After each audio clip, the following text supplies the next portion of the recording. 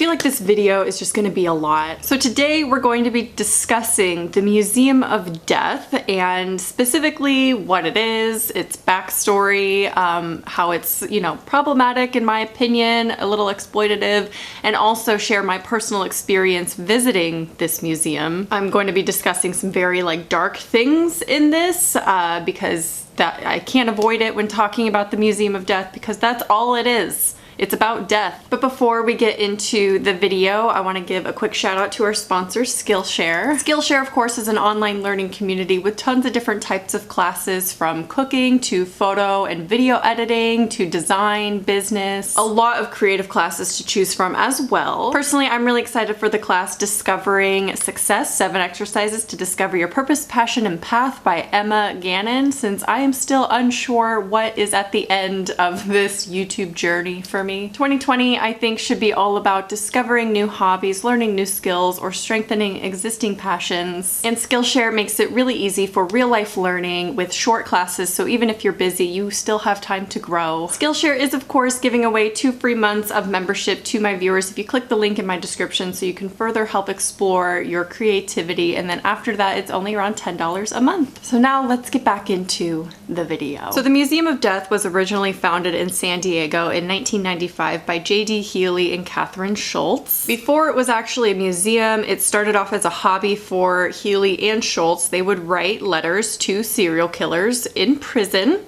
And then once a year, they would show the returned letters and artworks at a specialty show. So after doing this for a few years, they decided to open up their own museum in what they say is the first mortuary in San Diego. However, in 1999, they were actually evicted by their landlord because of all the press and publicity and large crowds that were being drawn to their attractions. Their publicity was mostly due to the fact that they were attempting to purchase most of the Heaven's Gate merchandise from the actual crimes, the beds and everything, so they could recreate it in its entirety. Also, I did not know police auctions of crime scenes were a thing, but okay. Oh, we have both cats today in the video. Good, we are gonna need it. So this is actually when they moved to the Hollywood Boulevard in Los Angeles, where it still remains today. And in 2014, they opened a new location in New Orleans, Louisiana that is huge compared to the one in LA. The size of the one in LA can only display about 1/3 of their collection at a given time. So in case you've never heard of the Museum of Death, the process is basically once you've paid your $17 ticket, or at least that's the cost of the one in LA, it's $15 a ticket for New Orleans. The self-guided tour begins and each room is kind of divided into different categories or sections. You know, you have your main serial killer room where it's famous serial killers, art, paraphernalia, letters from prison, things like that. They're basically shrines, to be honest. The Black Dahlia or Elizabeth Short has a very large exhibit of her own in one room. Then there's the car accident wall, mass suicides / murders, baby coffins and funeral equipment, graphic images of crime scenes, of course, and they have an autopsy room that plays a live video of an actual autopsy. They also do indeed have an entire recreation of the Heaven's Gate mass suicide with the original beds. They say that their mission in having these museums is so that people feel happy about being alive. People come out with smiles on their faces just because they know that life is good and precious.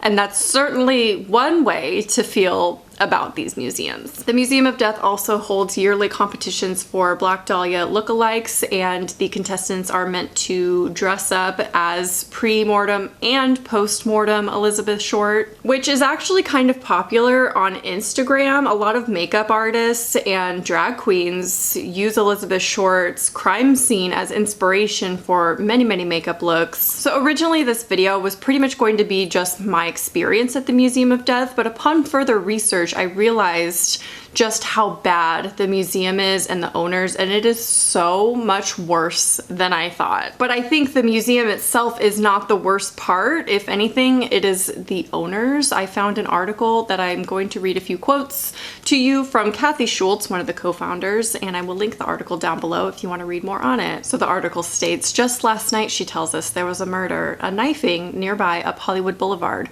Ever the opportunist, Kathy and JD snapped on-the-scene pics of the bloody skids on either side of a Hollywood Walk of Fame star. And then they surreptitiously collected brain tissue. The cops rinsed it down the gutter, but some didn't go down, Kathy said. We had to ask, where is it now? Kathy smiled brightly. in the refrigerator. This quote is so disturbing to me because they obviously take it way past fascination for true crime and death. I think most people's reaction to seeing a knifing and, you know, blood on the sidewalk and things like that would be shock and horror and disgust, but not these guys. They decided to collect some of that remaining brain tissue on the sidewalk for themselves. The most disturbing quote from this article has to be this one. The reason we don't have everything up, 9/11, teen shooters, is because we haven't had time to do it. Not that we don't collect it, because there's so much out there. When I first started reading this quote in the article, I thought it was gonna end with, because we have our limits, but no, they just haven't had the time to do these exhibits.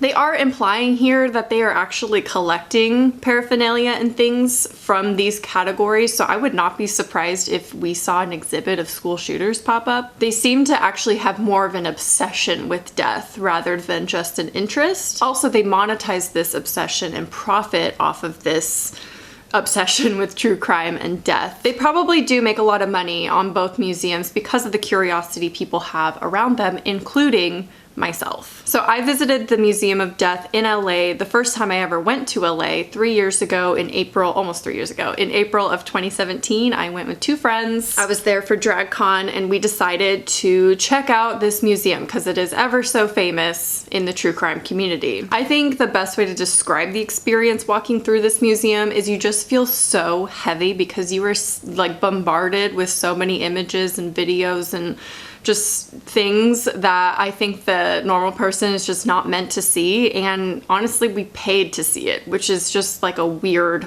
icky feeling. It is a very real and horrific part of life, but it's just not something that I think we're meant to like look at for hours on end, you know? I think it's one thing to watch true crime documentaries, it's one thing to hear graphic descriptions of the crimes and everything, but to be confronted by it from all angles, feeling like you can't escape the horror for multiple hours, I mean, not all of it was that terrible or graphic. I found the funeral stuff rather interesting, but mostly it was like a sick feeling being surrounded by all this macabre photos and images, and psychologically, your brain actually remembers negative experiences and trauma more than positive ones because it wants to teach you a lesson basically and remember it so you don't do that again. And I feel like that's why I can't get a lot of these images that I have seen in the Museum of Death. I can still see them very vividly 3 years later, and I feel like that's just why they're not leaving my head, because my brain's like, you don't do that again, please. I wish I did more research prior to going into this museum. I feel like I wouldn't have gone if I knew the extent. However, I was still interested and I did know that there was graphic stuff in this museum. If I had known the owners though were like this and this kind of twisted, I probably wouldn't support them with my money. I have even discussed my experience with it once in a past video. It's my first ever serial killer merch video actually that went semi-viral, and it is so embarrassing to look back on. So let's look at it. Let's watch it. I'm gonna insert it now. As you guys know, I went to LA a couple weeks ago. I went to the Museum of Death, and although it wasn't what I expected, it was very fascinating. A lot of the rooms had to do with serial killers. Charles Manson had his own little section.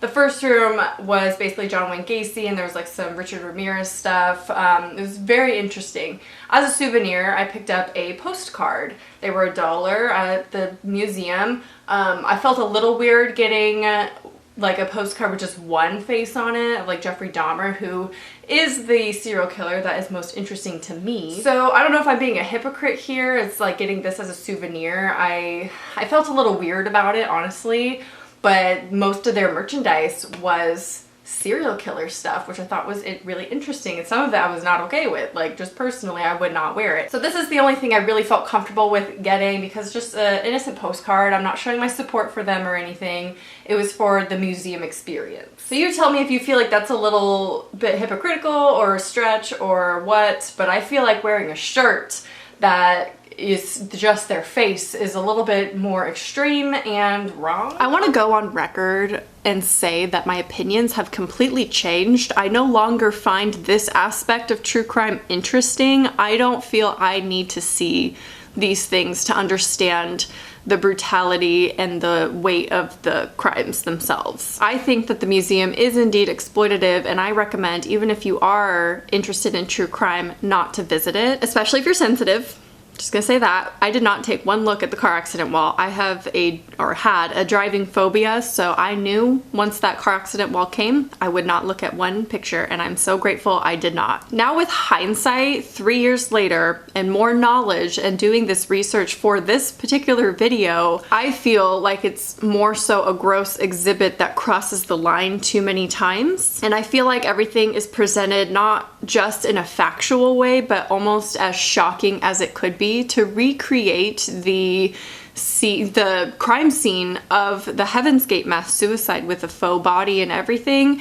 It's very, horrific to look at. Also, I want to say I regret purchasing the postcard. It was $1, so, no harm, no foul. It's missing now. Don't know where it went, but I'm gonna get rid of it because I do find it kind of hypocritical that I purchased that while talking so much flack about serial killer merch. It was more so a souvenir, but now thinking about it, why I would want a souvenir from that place baffles me. I don't know why or what I was thinking, honestly, back then. So I apologize for being so hypocritical back then and purchasing that postcard and trying to explain it. I still think I had good intentions with it. It was my first time in LA, so I wanted to remember my whole experience, including that. But now, looking back, I wish I hadn't. So, I don't really need to remember it because I'm not forgetting it anytime soon. Speaking of souvenirs, let's talk about some of the souvenirs from the Museum of Death. Obviously, most of it is going to be straight up serial killer merch. There's multiple shirts and sweatshirts and tote bags available to you with your favorite serial killer on it. A lot of the merch I cannot show in this video if I have any hope on remaining monetized. There's a few items of merch that are a little bit more tasteful because it's more so just promoting the museum itself. It just has their logo on it of the skull. It says Museum of Death. Not that terrible. Some are weird. Obviously, some are bad. Obviously, I can't show you those. But the worst one that I found is actually something that many of you have sent me since making my last serial killer merch video. It's this pin set. I don't even know if I can show it. If it's blurred, I decided not to show it. But it's a 2-piece pin set of the Black Dahlia crime photo, I guess, of how her body was discovered, mutilated.